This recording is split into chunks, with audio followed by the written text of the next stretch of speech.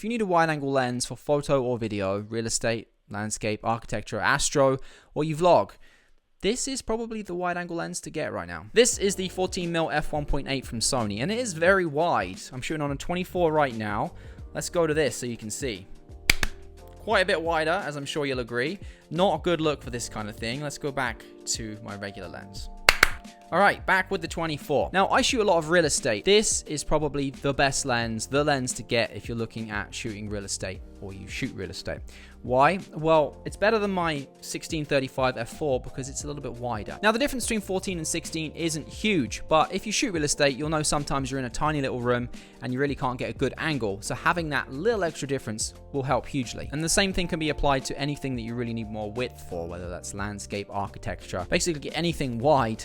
This lens is going to work really well for. Now, I got to shoot a narrated video tour with the 14mm f1.8, and let me tell you, it handled it flawlessly. Mitch, the realtor I was shooting with, he was walking around a lot. That's kind of what you do with a narrated video tour. I didn't notice any issues with hunting, and the focus just seemed to get him perfectly every time. Also, the fact that this lens is a lot lighter than a lot of its competition, which means it's perfect for flying on a gimbal, and it's just really easy to balance. Even a smaller gimbal that can't support bigger, heavier payloads, this will still balance pretty easily on it. Now, with the design of this lens, it does mean if you get things towards the edge of the frame, like your subject is on the edge, you will notice that things stretch out a little bit. Hey, hi, yeah, intermission Chris here. So listen, a lot of you don't subscribe. It tells me a lot of you don't click that bell either, and by not doing so, you don't get to see when the video is posted as quick. I don't get to see your comment because it's not one of the first ones up there before it just gets crazy down there in the comment section, and you probably don't get a reply. So maybe try hitting those buttons, subscribe, bell, and all that stuff, and I will get to see your comment. It's not a contract. You can cancel at any time. Just unsubscribe. All right, back to the video. Thanks. Apparently when you get near the edge, it gets, oh yeah, it stretches a bit.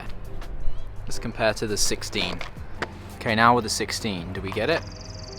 Doesn't look as bad.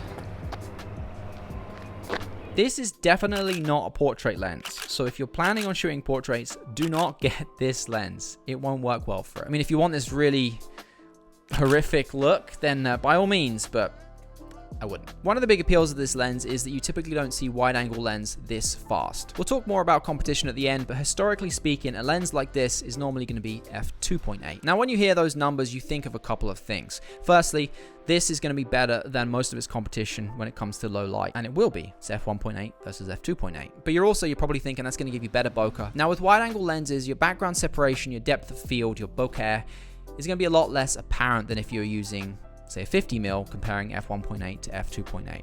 There's definitely a difference, but it's really not that big. You can definitely achieve nice separation with this, but you're going to have to get it really, really close to the subject, which means it might not be that flattering. Now, there's going to be a time and a place where you can use this, but it's really not the reason you're going to be buying this. The f1.8 for this is useful for the low light abilities. Here's a few shots that I took with this lens in the short time I had it loaned from Sony.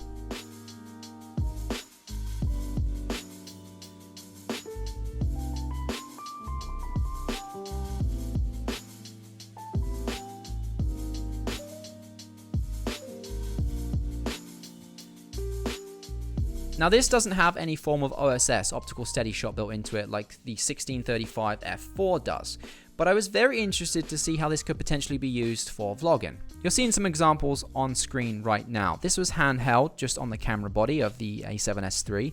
It's straight out the camera, there's no stabilization added in post, and the stabilization was turned off on the camera too. The fact that it is a bit wider means it does look a little less shaky, so you might not need the OSS. Also, it's 50 grams lighter than the Samyang 14mm f2.8, and if you're vlogging, you know you're holding it out all the time, you don't want a heavy setup, so it might be a pretty good option for vlogging.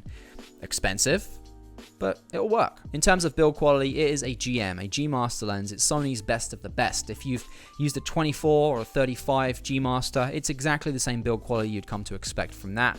Declickable aperture ring, you have your customizable button on the side there, autofocus, manual focus switch, same finish, same color, everything like that. It's a G Master lens. It's exactly what you'd expect. Now, the glass, the front element there does actually protrude a little bit, but not past the edge here. Sony's done a good job at protecting this while making sure that it doesn't appear in the frame. So if you did have the lens down on a surface like that, the glass actually isn't touching the surface. It is well protected. Now, they do include a bit of a different lens cap to normal, which just protects that curved front element there. However, you aren't able to put a filter on the front here. So if you can't deal with cranking the shutter like I did in the vlog stuff there, you might not have even been able to tell. But some of you might say there was no motion blur. So if you want to use a filter, then you need to get one of the special filters that goes in the back. Same way the Sigma 14-24 works. So if you're in the market for a wide angle lens, there's this one. But what else is there in terms of competition? Well, I've tested and owned the Samyang, Rokinon, depending on what part of the world you're in. It's the same brand. They have a 14mm F2.8 autofocus lens. I'll link that video up there for you. That is a solid budget option compared to this. You can get that for about $4.99 on sale. That actually weighs 505 grams versus the 460 of this, so that weighs a little bit more. And I will say with that lens, the autofocus isn't as good as it is on this lens. The negative in my experience with the Samyang or the Rokinon is that you are getting very soft edges and corners, something you don't have an issue with on the Sony. Also in the Samyang, you do not have any form of aperture ring, so it's a little less useful for video. You also have the Sigma 14-24 F2.8, which regularly goes on sale for $12.99. But that lens is a lot bigger and a lot heavier. It weighs in at 795 grams. Nearly double the weight of this. Now you do have the ability to go from 14 to 24 with the Sigma, but know that the weight, I can't remember exactly whether it protrudes a little bit or it's all internal, but basically when it's at 14, the weight comes towards the front of the lens. It's already a bigger lens, so it tends to make it quite front heavy and a little bit harder to balance on a gimbal. Maybe it's just me, but I find when I'm buying a wide lens, I really am only using at its widest point. So like the 16-35 f4, I really only use it at 16. If I want to go further than that, to say a 24, I'm just going to slap on the 24 G Master instead. Maybe that's just me. The Sigma's autofocus wasn't bad, definitely better than the Samyang, not quite as quick as the Sony. Also on the Sigma, again, no aperture ring. Full video for the Sigma is up there if you want that. Then of course we have the Sony 16-35, which regularly goes on sale for around $1,100. Now this is currently my wide angle of choice. I've sold it, I bought the Samyang, I sold the Samyang and ended up buying this again. Why? Because of the OSS. It's a great thing to have built into the lens, and if you need OSS, then you should probably just look at this lens instead. Now this does weigh a little bit more than the Sony 14mm as well. This is 518 grams.